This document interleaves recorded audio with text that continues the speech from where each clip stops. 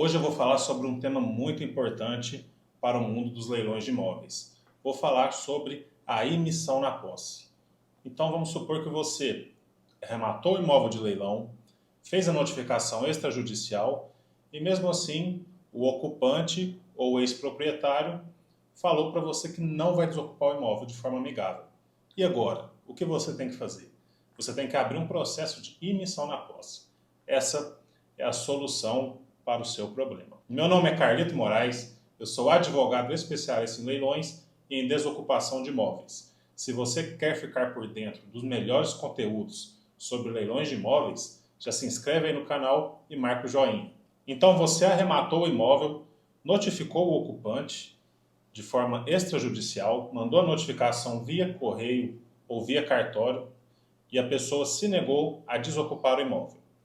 Então agora você tem que abrir um processo chamado ação de imissão na posse. Isso significa que a posse vai ser emitida no seu nome. E ela é feita através de advogado. Então você tem que procurar um advogado especialista nessa área. É muito importante que seja especialista. Não adianta você contratar um advogado criminal ou um advogado especialista no direito do trabalho para fazer a desocupação de um imóvel. Ele não vai ter a mesma eficiência que tem um especialista. Então, por isso é muito importante procurar um especialista. Então, se você já sabe que a pessoa não vai desocupar o imóvel, quando você ainda está em fase de assinatura de contrato de financiamento, ou então na fase de assinatura da escritura pública, você já pode adiantar o passo e entrar com o processo de emissão na posse. Alguns advogados vão pedir para que você já tenha registrado o imóvel no seu nome, mas você pode ir se antecipando. Dependendo do lugar, né, do estado do Brasil, o juiz demora a analisar o processo. Então você já vai ganhando tempo. Então vamos supor que daqui 3 semanas o imóvel vai estar devidamente registrado no seu nome. Mas então você vai já entrar com o processo e assim que você tiver o registro em mãos, você pede para o advogado anexar o processo. Então dessa forma você economiza tempo. Então aquelas 3, 4 semanas que demora para o juiz analisar o processo, você já vai ter passado e vai colocar o documento principal ali quando estiver prestes a ele analisar a ação. Agora, se você mora num lugar em que você tem certeza que o juiz analisa rápido, então é mais conveniente esperar o registro do imóvel. Então, nessa ação de emissão na posse, o advogado tem que pedir principalmente a liminar para desocupar o imóvel, tem que pedir também a taxa de ocupação.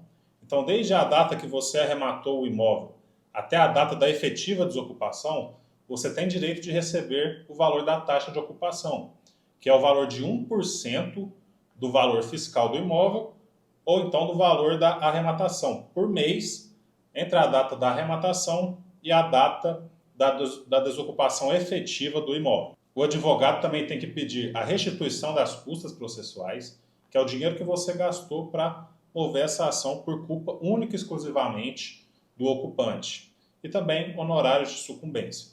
Então, a Lei 9514 de 97, no seu artigo 30, é muito claro que o arrematante tem direito de emitir a posse do imóvel de forma liminar no prazo de até 60 dias. E no parágrafo único está muito claro que a única forma de se anular o leilão é através de um processo judicial que é movido pelo antigo proprietário com a finalidade de anular o leilão contra o banco credor que levou o imóvel ao leilão.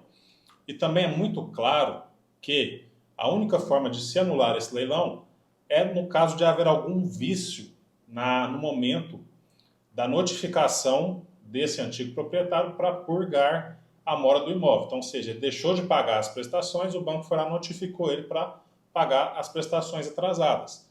Ele não pagando, o banco vai consolidar a propriedade e realizar os leilões. Então, ele tem esse prazo de 15 dias. Então, a única forma de se anular o leilão é tendo vício nessa notificação. Então, o banco não tendo notificado ele da forma correta.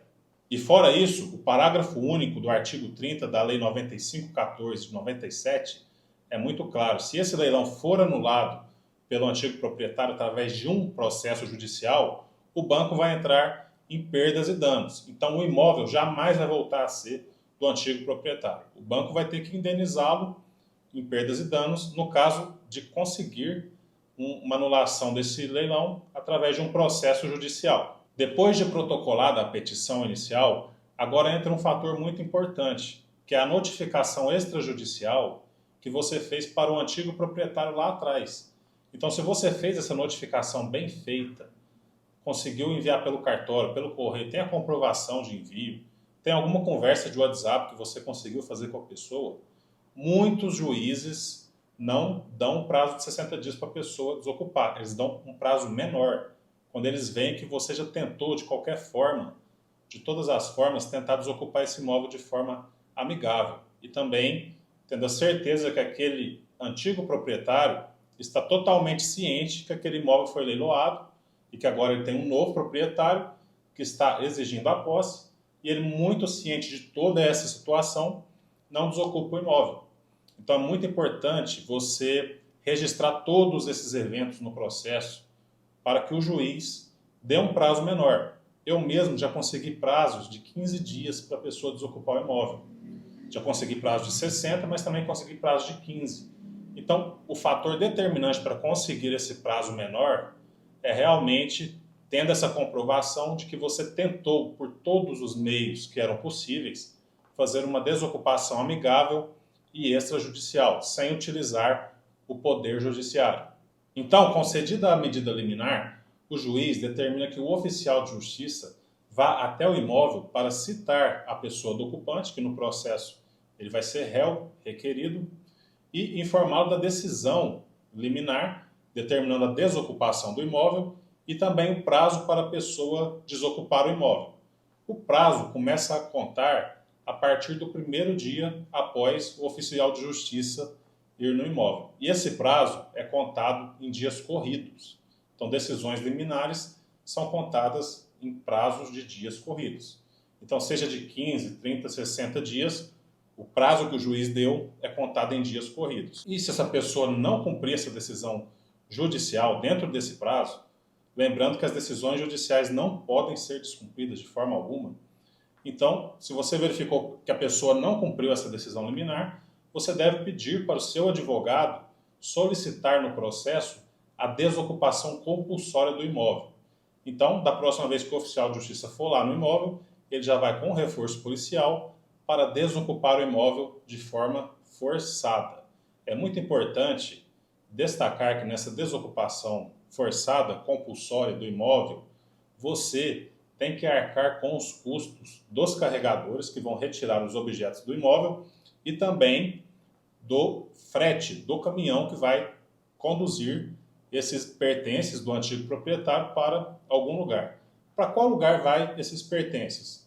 Então você tem que verificar se na sua cidade o fórum, a justiça estadual, a justiça comum tem um depósito para guardar esses bens apreendidos, penhorados e solicitar que esses bens fiquem lá. Agora, caso o antigo ocupante esteja lá no imóvel, no ato da desocupação, e peça para você deixar esses bens em algum lugar, por exemplo, a casa da mãe dele, um imóvel que ele tem alugado, você pode utilizar a boa-fé e dar essa colher de chá para o ocupante do imóvel. Porque para você não vai mudar absolutamente nada. O que mais importa para você é a desocupação efetiva do imóvel. E após a desocupação do imóvel, o processo de emissão na posse segue, porque o advogado também pediu a cobrança da taxa de ocupação e também pediu a restituição de valores de custas e honorários de sucumbência. Então, a ação segue para definir esses outros pedidos que foram feitos. E, sendo o ocupante requerido condenado, se inicia o processo de execução, que é onde vai ser executado esses valores. Então, o advogado vai pedir apreensão de contas que ele tiver, vai pedir penhora de bens, contas bancárias, e aí o processo segue. Então, essas são as considerações mais importantes que você, arrematante, tem que saber sobre o processo de ação de emissão na posse, que é muito importante. Volta e meia a gente precisa. Volta e meia a gente arremata um imóvel em que o antigo proprietário se recusa a desocupar. E a gente tem meios para desocupar esse imóvel e seguir com o nosso investimento. Forte abraço a todos, espero vocês no próximo vídeo.